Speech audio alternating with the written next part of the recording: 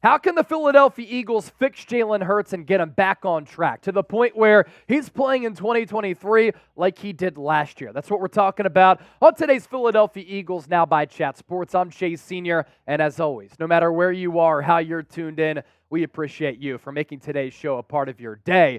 You look at how Jalen Hurts has fared in the first 6 games this year, and I think that the eye test has looked a little bit worse than how he's actually played, especially when you compare his numbers this year to last year, which we'll show you coming up here in just a moment. Completion percentage, pretty solid at 66.2. He is top 10 in total passing yards across the NFL among all NFL quarterbacks at 1,542. The issue is the decision-making, him putting the ball in harm's way, and Jalen Hurts turning the football over, because through 6 games, Hurts only has 7 passing touchdowns to 7 interceptions, and the running numbers, not bad compared to last year, 253 with 5 rushing touchdowns, a lot of those thanks to the brotherly shove, which, by the way, the Dallas Cowboys attempted on Monday night, and they got stuffed by the Los Angeles Chargers. So, you look at those numbers that Hurts has put up in his first 6 games, and it feels like Hurts has been so much worse this year as compared to last year. Actually, though, the numbers are very similar. I just think that last year, Jalen Hurts was a lot more efficient. So let's compare last year to this year. 2022, first 6 games played, completion percentage, 66.8. This year, it's only down by 0.8 percentage points, 66.2. Are you shocked to see that Jalen Hurts has actually thrown for more passing yards this year?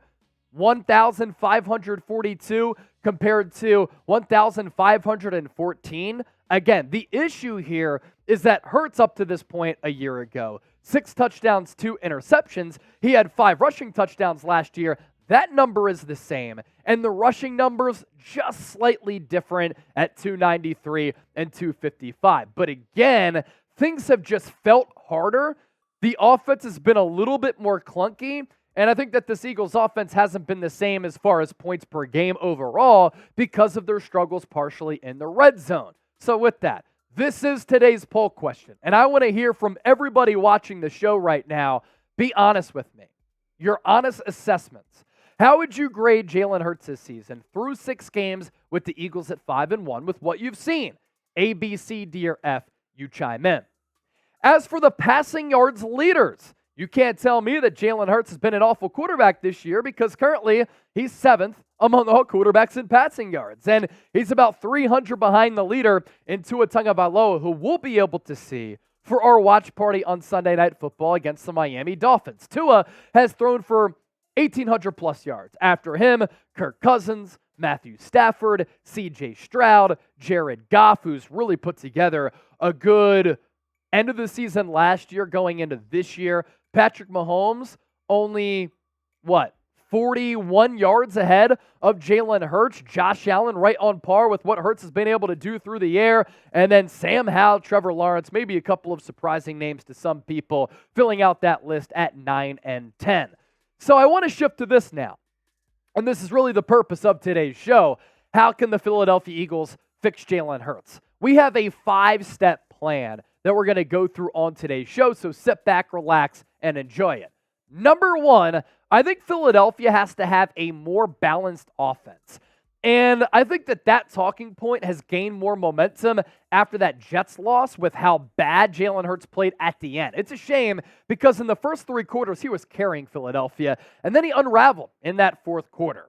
You look at the numbers against the Jets. Jalen Hurts had 45 pass attempts, 2nd most of his entire NFL career. He was sacked twice, so that's 47 pass plays in total. The Eagles only ran it 22 times.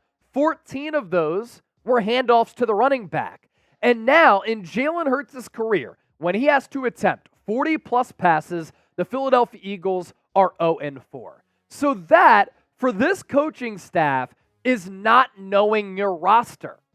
And history shows that when Hurts has to drop back and throw it 40-plus times, and you skew more heavily toward throwing the football as compared to running it, you're not the same team. And you're not as successful, you're not as efficient.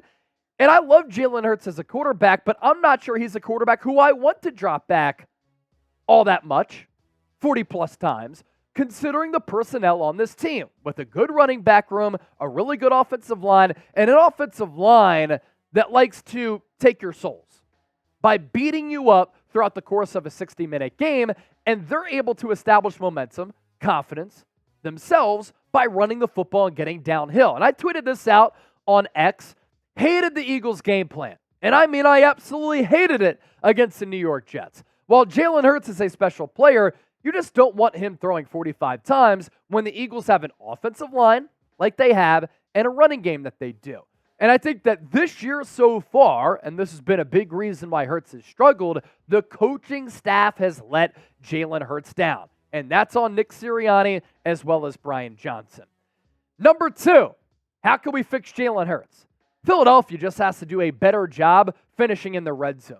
And this all comes down to play calling. This comes down to play design. This comes down to execution, where Hurts can be a little bit better. But Devontae Smith last week, we talked about his lack of red zone targets and the lack of red zone targets for Dallas Goedert. Finally, they got DeAndre Swift more involved in that red zone offense. And what happened? They scored a touchdown on that little pass play in which he absorbed the contact from Jalen Hurts on that pass. So finishing in the red zone is key, because look at how this Eagles offense has fared throughout the first 6 games.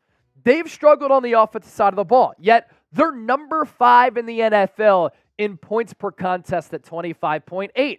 They're number 2 in yards per game, number 9 in yards per play, number 9 in touchdowns scored per game. But the big discrepancy and the big glaring hole, once they get inside the 20-yard line, this has literally been a problem all year long. And this is why Jason Kelce blew up on the sideline. And against the Jets, they once again struggle in that red area. When they get inside the 20, they're only scoring a touchdown 45.5% of the time. That's number 23 in the NFL. So if they finish maybe just one more red zone trip per game, the Eagles then go from averaging like 25.8 points per game past 30. And then you look at the points per game that they're giving up defensively at 20.7, they're going to be able to win a lot of games in this league. Number 3, I'd love to see the Eagles get Devontae Smith going. Outside of week 2 against the Minnesota Vikings, he's been held in check. And I know that the Eagles are prioritizing getting A.J. Brown the ball. And A.J. Brown is number 2 in the NFL in receiving yards this year.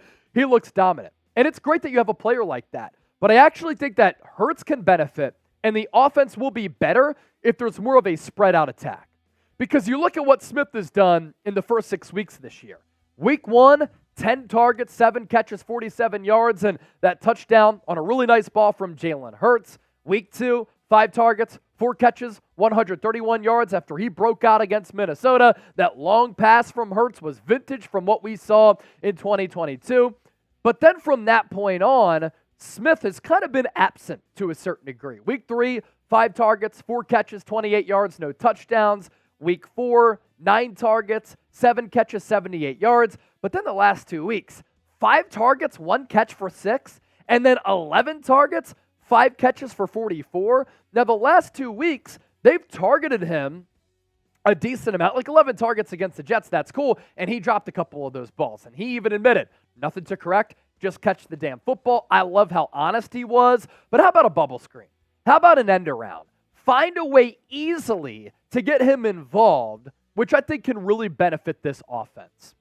Speaking of Sunday night against the Miami Dolphins, we've been talking about it all week. Preview coming up this week on the show as well. Make sure you look at the channel for that. We're going to be doing another watch party for Sunday Night Football. Eagles playing host to the Miami Dolphins. Subscribe, turn on your notifications, and join us. It's the best place to experience game day outside of being at the actual game. Last week against the Jets, we put up historic numbers right here on the channel once more. And you look ahead, Week 7 betting odds. Philadelphia opened as 2-point favorites. Some money coming in on the Miami Dolphins. It's now going down to 1.5.